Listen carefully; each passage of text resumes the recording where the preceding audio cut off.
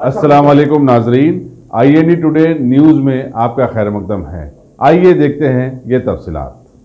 बजरंग दल और विश्व हिंदू परिषद के कारकुनों ने आज कायद मजलिस मुखराना पार्टी अकबरुद्दीन अवैसी की करीमनगर की तकरीर के खिलाफ पुलिस स्टेशन सुल्तान बाजार में शिकायत दर्ज करवाई। तिरुपति नायक और एस कैलाश की तरफ से की गई शिकायत में कहा गया है कि अकबर अवैसी ने करीमनगर में मुतनाज़िया और इश्तियाल अंगेज तकरीर के जरिए फिरक़े वाराना मनाफरत फैलाने की कोशिश की है, चुनाचे उनके खिलाफ कानूनी कार्रवाई की जाए।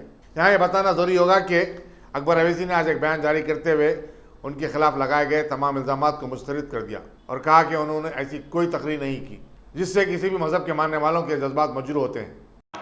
मैं कैलाश सज्जन, विश्व हिंदू परिषद मीडिया कन्वीनर, भाग्यनगर। आज हमने सुल्तान बाजार पुलिस स्टेशन हैदराबाद कमिश्नरेट में जाके चंद्रायन गुट्टा MLA श्री अकबरुद्दीन ओवैसी के ऊपर कंप्लेंट दर्ज करवा के आए हैं। ये जो अकबरुद्दीन ओवैसी साहब है, परसों गए 23 जुलाई के दिन उन्होंने करीमनगर में हिंदुओं के खिलाफ और RSS के खिलाफ डेरोगेटरी स्टेटमेंट्स और इन्फ्लेमेटरी स्टेटमेंट्स पास किया था। वो ये कह रहे थे कि जो 2012 में उन्होंने 15 मिनट अगर पुलिस वाले हट गए तो पूरे हिंदुओं को 80 करोड़ हिंदुओं को 20 करोड़ मुसलमान मार देंगे। वो स्टेटमेंट उन्होंने धमकी के तौर पे दिया था और वो धमकी उनको बहुत रास आई है और वो धमकी के ऊपर ही उन्होंने अपना स्ट्रेंथ को पाया है। और वो मुसलमानों को ये समझा रहे की कोशिश कर रहे थे कि आप भी धमकाओ, धमकाने से ही दुनिया आपको डरेगी, तो धमका के अपना पल्ला भारी करो बोल के वो बोल रहे थे। ये एक MLA है, नॉर्मल इंसान नहीं है, ये एक नॉर्मल सिटीज़न नहीं है। ये MLA होते हुए भी अगर एक कौम को भड़का रहे हैं, धमकाओ, मारो, काटो बोल के कर रहे हैं, तो इनको एक MLA रहने का कोई अधिकार नहीं है। और इतने बड़े स्टेटमेंट्स दे के भी आज वो फ्री घूम रहे हैं। ये TRS गवर्नमेंट का नाकामयाबी का क्लियर तरीके से अपने को मिरर दिखा रहा है।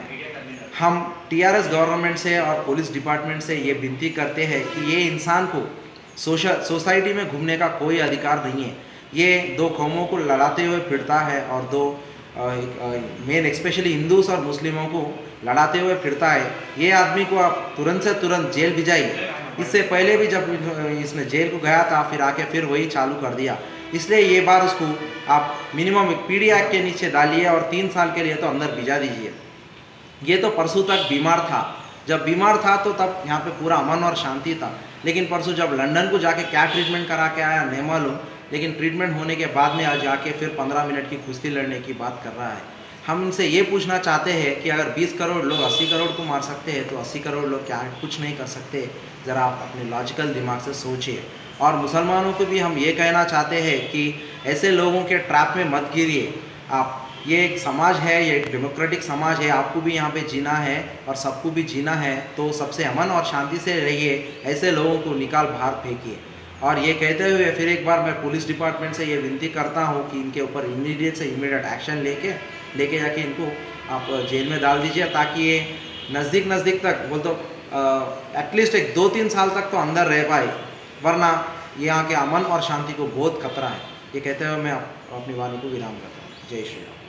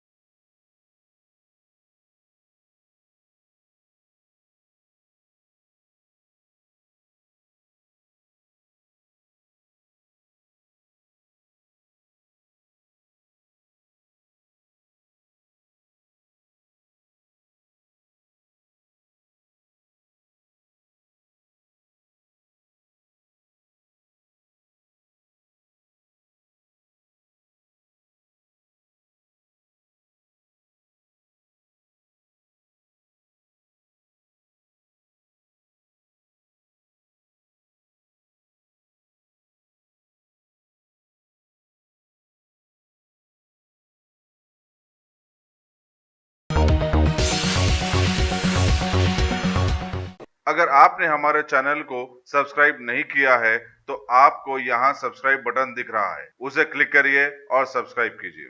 और साथ ही साथ बेल आइकॉन को भी क्लिक करिएगा, जिससे कि आपको ताज़ा अपडेट मिलते रहे।